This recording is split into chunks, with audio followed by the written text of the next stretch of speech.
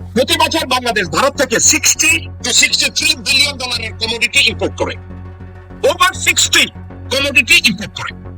আপনাকে আমি বলি, চায়নার সাথে বাংলাদেশ যদি প্রতিরক্ষা চুক্তি করে, ওভারঅল প্রতিরক্ষা চুক্তি করে, এই 60 বিলিয়ন ডলারের কমোডিটিতে চায়নার থেকে আমরা 10 থেকে 15 বিলিয়ন ডলার সেভ করবো এই কমোডিটির উপরে।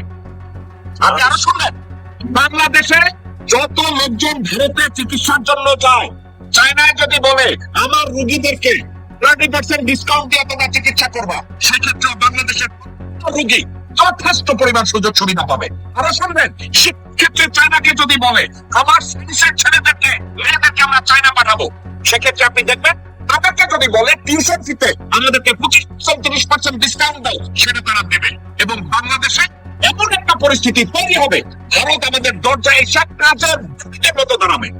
এতে কোনো সন্দেহ নাই আজিজ ভাই, এতে কোনো সন্দেহ নাই। এখন আমি আপনাদেরকে যা বললাম, এটার উপরে আপনার আর কোনো প্রশ্ন আছে কিনা আজিজ ভাই? আপনি আমাকে করতে পারেন, I can give you the answer. যে শুধু এটা না, 8টা ডিভিশনে, ইভেন চায়নাতে আমাদের যাওয়ার দরকার নাই, 8টা ডিভিশনাল টাউনে আমরা এই গ্রেডের হসপিটাল করতে দেই চাইনিজকে। ওরা করে দেবে, করে দিলে রোগী বরঞ্চ ইন্ডিয়া থেকে এখানে আসতে চাবে। তো আমাদের কোথাও যেতে হবে না, ইন্ডিয়া থেকে, নেপাল থেকে, শ্রীলঙ্কা থেকে, আশেপাশের দেশগুলো থেকে আমার এখানে আসতে চাবে। তো আমরা দিচ্ছি না কেন? এবং সস্তায়। এখন একটা যে ট্রিটমেন্ট কস্ট যা পড়ে স্কোয়ারে বা এবার কেয়ারে, এর চেয়ে হাফ কস্টে চায়না করে দিবে, হাফ কস্টে দেশে বসেই ইন্টারন্যাশনাল লেভেলের এই গ্রেডের ট্রিটমেন্ট ফ্যাসিলিটিস পাবে। নো ডাউট ইন ইট, আমি ব্যক্তিগত ভাবে আমার কোনো সন্দেহ নেই পাবে। ওকে ওকে নীরা, আমি যা বললাম এটার উপরে আপনার অবজারভেশন চাচ্ছি। আপনার যদি কোনো প্রশ্ন থাকে আপনি আমার সাথে দ্বিমত পোষণ করতে পারেন, আমার মোটেও মাইন্ড করার কিছু নাই। আমি যে প্রশ্ন দিলাম এটার উপরে যে কোনো প্রশ্নের উত্তর আমি দিতে তৈরি, ওনার সাথে আপনি জিজ্ঞাসা করতে পারেন। আপনার কি এটার উপরে কোনো মতামত আছে? জেকব ভাই, থ্যাংক ইউ সো মাচ। এত সুন্দরভাবে আপনি বলছেন, যেটা অনেক সময় আমরা এত সুন্দরভাবে গুছিয়ে বলতে পারি না। আমরা একটা মাথা থেকে একটা ছুটে যায়, একটা বসে যায়, সেটা এই ব্যাপারে আপনি 100% কারণ আমরা যদি মানে সেই চাণক্য নীতিতে চলে যাই, ফিরে যাই, শত্রু আমার মিত্র। এখন এই ভারত তো স্বপ্ন দেখে সুপার পাওয়ার পাওয়ার। ভারত চিন্তা করে আজকে বাংলাদেশ এই ছোট্ট দেশটাকে কোনো না কোনো ভাবে আমাদের গ্রামে রাখতে হবে। কারণ যদি আমাদের গ্রাম থেকে ছুটে যায়, ইন্টারন্যাশনালি যদি অন্য কোনো দেশ এদের উপরে ভর করে, তাহলে তো ওদের মানে ঘুম হারাম হয়ে যাবে।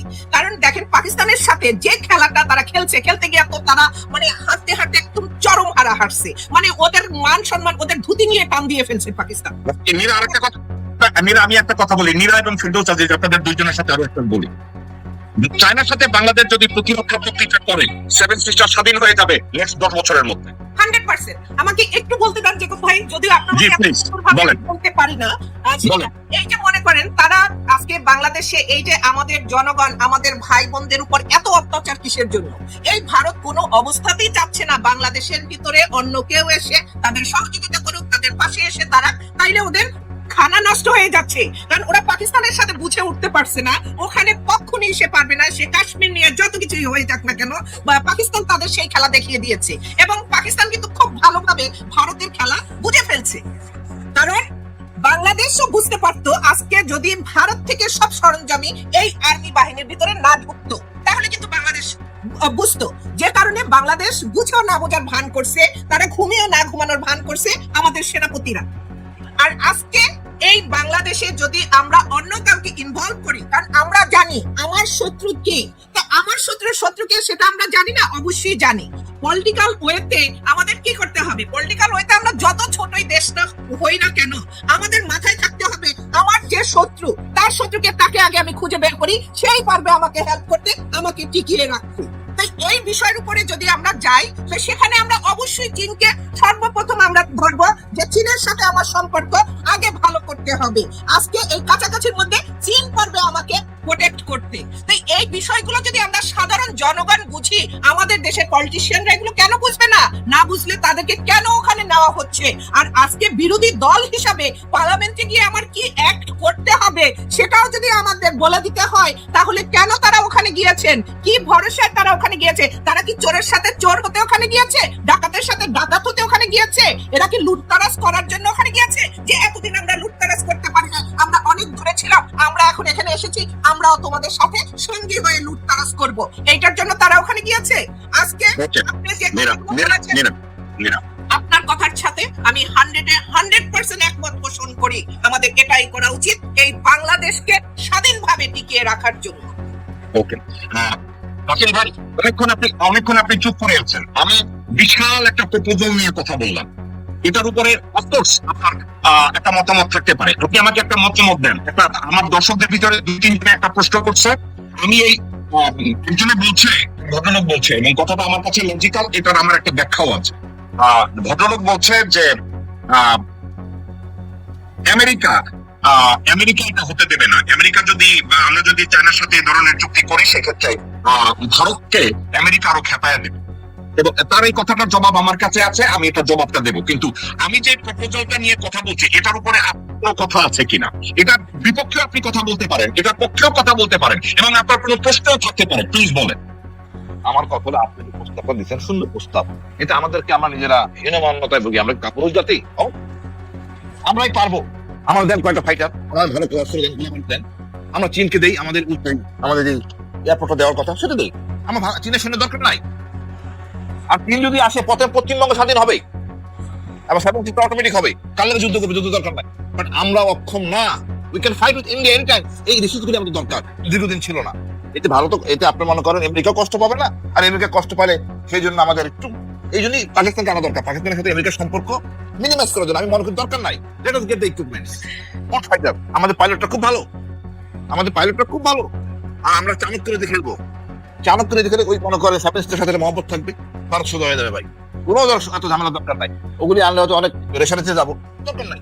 আর আমরা অতি দ্রুত, আমাদের উচিত এখন বাংলাদেশের দেশে ভারতীয় নাগরিক থাকে, এদেরকে বের করে দেওয়া। আর আপনার সাথে আমি একমত ওইসব বিষয় ভাই। ধন্যবাদ। ওকে, এস এম নসির আলী, মীরা কথা বলেছে, কর্নেল ফিরদৌস আজিজ কথা বলেছে, কর্নেল হাসিন ভাই কথা বলেছে। আমি যে প্রস্তাবটা দিলাম, এটার উপরে আপনার অবজারভেশন কি? এটা আমার প্রথম না, এটা নিয়ে এর আগেও আলোচনা করেছে, আপনি শুনেছেন। এটার উপরে আপনার ওপেন অবজারভেশন কি? এর ভিতরে অনেক কিছু আপনার প্রশ্ন থাকতে পারে, please feel free to ask. ধন্যবাদ। আপনার এটা বলার আগে আমি নিরঞ্জন আবার একটা মন্তব্য করেছেন, যে সেটা আমি আসলে প্রতি সম্মান রেখে আমি একটু বিমত পছন্দ করি। কিন্তু প্রেসিডেন্ট বানানো হয়, তাহলে সব সমস্যার সমাধান হবে। ডক্টর ইউনূস প্রেসিডেন্ট কি করতে পারতো না? আমাদের সাংবাদিকদের ক্ষমতা নাই। যখন ক্ষমতা ছিল তখন সেরকম কোনো কিছু করতে পারে না, যেরকম তাদের তথ্য থাকা হচ্ছে। আমরা প্রেসিডেন্ট বানালে এখন আল্লাহ দেখছি হবে, তেমন কোনো কিছু আমি এখান থেকে আশা করি না। আপনি যেটা বললেন, যে প্রস্তাবগুলো বলছেন, প্রস্তাব আপাতত কিছু সুন্দর, কিন্তু আমরা যদি চায়নার সাথে কিভাবে যদি করতে চাই, ভারতকে ঠেকা দেয়, তার বিনিময়ে চায়না আমাদের কাছ থেকে কি চাবে, সেটাকে আমরা দিতে প্রস্তুত আছি। বা এমন হয়ে যেতে পারে কিনা যে আমরা আমাদের দেশটা চায়না এটা করে হিসেবে রয়ে গেল, মানে হিসেবে চায়না যদি কিনে নেয়, মানে ভারত থেকে চায়না টেরিটরিতে পরিণত হলাম কিনা। তার হচ্ছে আরেকটা বদল প্রশ্ন করেছে, কোন চুক্তিটা লজিক যে আমেরিকা এখানে এটা হতে দিবে কিনা, কারণ আমেরিকার এখানে বড় ধরনের ইন্টারেস্ট আছে। সে তখন ইন্ডিয়ার সাথে সে আবার এটা মিলে যাবে, এবং ইন্ডিয়া কিছু সহযোগিতা করবে এটাতে করতে না দেয়, কারণ সেটার সাথে ইন্টারনেট সাপোর্ট থাকবে। এই সব কিছু মিলিয়ে এই বিষয়টা আসলে একটা জিনিস আসলে আপাতত বেশি করি, এটা আসলে প্র্যাকটিক্যালি এটা পসিবল কিনা আমার কাছে এটা সন্দেহ হচ্ছে। আপনি এগুলো একটু ক্লারিফাই করবেন, এই যদি আমরা করতে দিই, আমাদের দেশকে আসলে মানে শান্তিপূর্ণ থাকবে কিনা, সেটা একটা প্রশ্ন থেকে যায়। ওকে, ওকে, ফিরদৌস আজিজ ভাই বলেন। জি, আচ্ছা, এই যে ভারত সাইকোলজিটা, এটা কিন্তু আমাদের কিছু লোকের মাথায় এখনো আছে। এটা টোটালি ডিসকার্ড করে দিতে হবে। ভারত ভুলে যেতে হবে। What is Bharat? ভারত শব্দটাই আমাদের মনে রাখার দরকার। আচ্ছা, একটা গভর্নমেন্ট যখন পিপলস ম্যান্ডেট পেয়ে যায় এবং পিপল তার সাথে থাকে, আমেরিকা কিচ্ছু, America nothing. Look at Iran তাদের নেতাকে মেরেছে, হোল নেশন ইজ ইউনাইটেড। তো ইরান কতটা শক্তিশালী? Iran has its military and other ability with plus people's mandate, whole total people. চায়নার সাথে এই টোটাল আমাদের পুরা জনগণের মতামত এসে যাবে যদি গভর্নমেন্ট এই সিদ্ধান্তগুলো নেয়। ওরা যাতে ওই ফিফথ কলামিস্ট তো কিছু থাকবেই, ওগুলাতে কিছু আসে যায় না। ওই কয়েকটা এই দেশ থেকে যেগুলো অবৈধ আবর্জনা আছে, এগুলো বের করে দিলে, ভারতীয় যেগুলো আছে, আর আমাদের ফিফথ কলামিস্ট গুলাকে আইনের আওতায় নিয়ে আসলে, এটা সাইমালটেনিয়াস করলে, তাহলে আর পিপলস ম্যান্ডেট নিয়ে যদি চায়নার সাথে টোটাল এগ্রিমেন্টে যায়, লাইক চায়নার ব্যুরোক্রেসি কিন্তু ওয়ার্ল্ড বিশ্বের oldest bureaucracy. So what we need to do, health, cultural, training, education, এগুলোর একটা আলাদা প্যাকেজ ট্রিটি হতে হবে। আচ্ছা, total water resource management, not only Teesta and other rivers, total water resource ম্যানেজমেন্টের একটা চুক্তি হতে হবে, যেটা ডক্টর ইউনূস ইনিশিয়েট করেছে। আচ্ছা, তারপর লালমনিরহাট এয়ারপোর্ট, এগুলা, আর টোটাল একটা ওভারঅল বিজনেস ট্রিটি ইনক্লুসিভ অল, এবং বিনিয়োগ, এই দেশের বিনিয়োগ চায়না। এটা এই কয়েকটা জিনিস যদি চায়নার সাথে করতে পারে, ভারত বাপ করে পালাবে আর জীবনে কোনোদিন মাথা তুলে দাঁড়াবে না। আর আমরা ফরেন পলিসি স্ট্রংলি চেঞ্জ করতে হবে।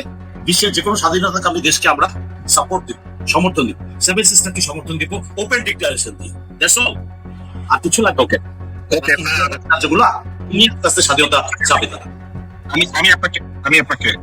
আমি ডক্টর এস এম নসির আলী আপনার প্রশ্নের জবাবটা দিই।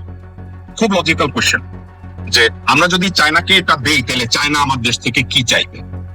একটা কথা আপনাকে আমি বলি, চায়না একটা জিনিস চায়, ইনপ্র্যাকটিক্যাল, তারা ভারতের মুখোমুখি হইয়া দাঁড়াইয়া থাকতে চায় এবং দাঁড়াইয়া থাকতে মুখোমুখি পারতেছে না, একটা ল্যান্ডস গ্যাপ আছে।